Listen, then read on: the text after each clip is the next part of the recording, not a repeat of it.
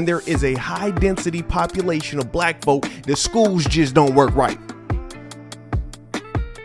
All the chicken places work. All the clubs work. The football teams, the NBA teams, all that work. The car lots work.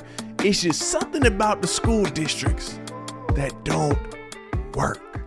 Education he needs. He can't read. He's in the 4th grade. How is he supposed to be productive if he can't read? Project Baltimore combed through the 2022 state test results known as MCAP, Maryland Comprehensive Assessment Program. Every Maryland student is tested in 3rd through 8th grade, and once again in high school in both math and English. Scores place the students in one of 4 levels.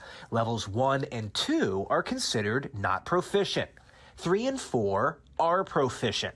We found in 23 Baltimore City schools, there were 0 students who tested proficient in math.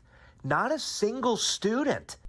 It is Malcolm who said, only a fool would allow the enemy to educate their child. And what you see in Baltimore is a direct representation of that statement coming into fruition, where we see that these children are performing at a proficiency level of 0 when it comes to math from K through 12. From K through 12. See, they used to ask children, they used to ask them to say, what do you want to be when you grow up? You want to be a doctor, a lawyer? See, with these kids, you ain't even got to do that.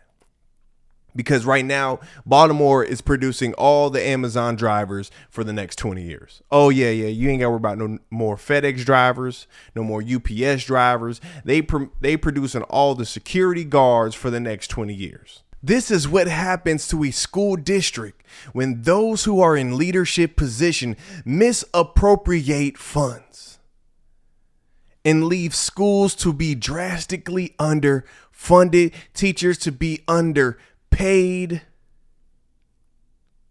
You couldn't get a quality teacher in that school if you tried.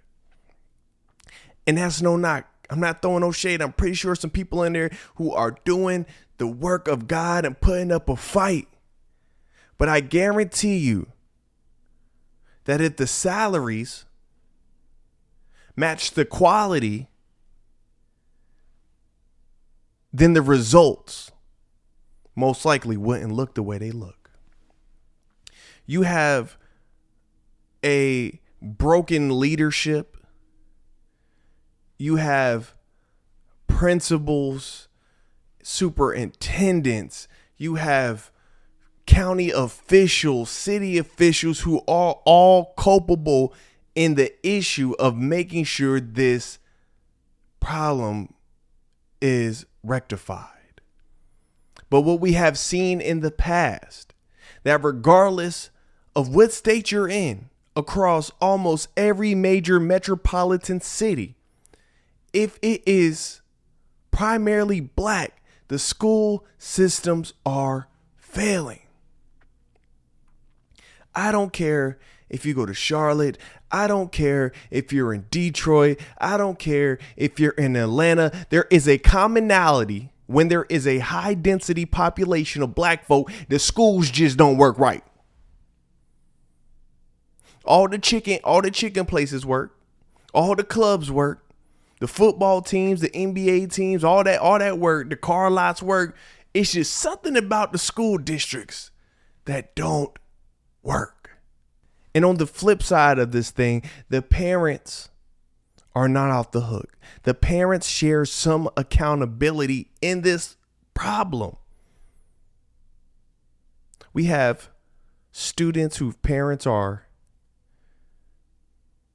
coming from single parent households. You have students who are living with second generational parents like grandparents. We have students who are living with extended family. You have students who are living with friends of the family. You have students living in every type of situation you can imagine. You have students who are experiencing homelessness. So I understand. I get it. But if I know one thing, I know that change starts in the household. And if education is the priority of the household, then the results will reflect that. Yeah. And that's how you can have students who come from dire financial situations, but are able to achieve at high academic rates. Because for whatever reason, money might not have been the priority. Money might not have been obtainable, but education was made the primary focus by the parent or the caregiver or whoever was watching the child. So at some point in time, as a culture, we got to make it up. We got to make up our minds and say, what are we putting first? Are we going to continue to put education on the back burner and just keep pointing the finger at a situation? Are we going to keep pointing our finger at an institution? Are we going to keep pointing our finger at teachers and administrators that we know have been failing because they failed us?